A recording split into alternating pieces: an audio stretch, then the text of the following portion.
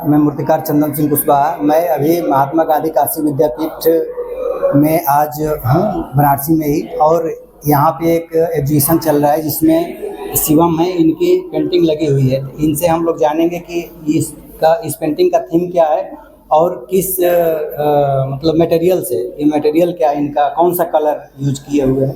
तो शिवम जी, आप कुछ इसके बारे में बताएं। ये एक्रेलिक और कैनवास पे है बना हुआ, और इसमें कहीं कहीं पेन का भी यूज़ हुआ है।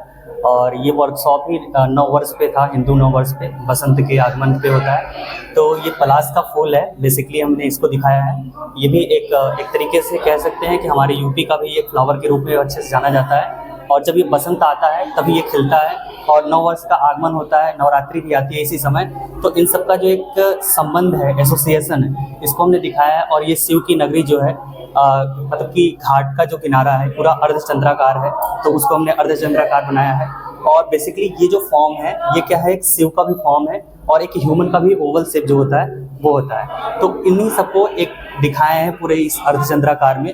और इसमें सर्प का एक जो एसोसिएशन उसके साथ है और फ्लावर को कंपोज किया है। तो इस एसोसिएशन को भी दिखाता है कि किस तरह से संबंध भी, क्रिएशन भी, एक तरीके से बसंत के टाइम में जो एक क्रिएशन होता है, इसका बहुत ही योगदान होता है इन सब चीज़। उसी समय बहुत सारी चीज़ें, छोटे छोटे पलक, कोई भी बीज होता है वो पनपते हैं और कोई भी चीज़ें निकलती हैं, उसमें नए नए पत्ते लेते हैं।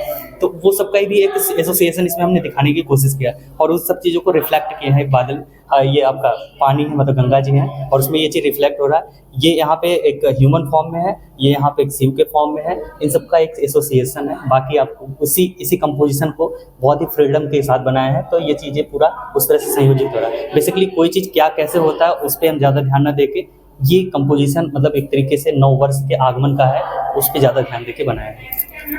जैसा कि आप लोग देखे होंगे कि आर्टिस्ट ये बता रहे हैं कि इनका अपना कॉन्सेप्ट है। हर चीज़ जो देखा जाता है वही नहीं होता है, कुछ आर्टिस्ट अपने हिसाब से चेंज करते हैं।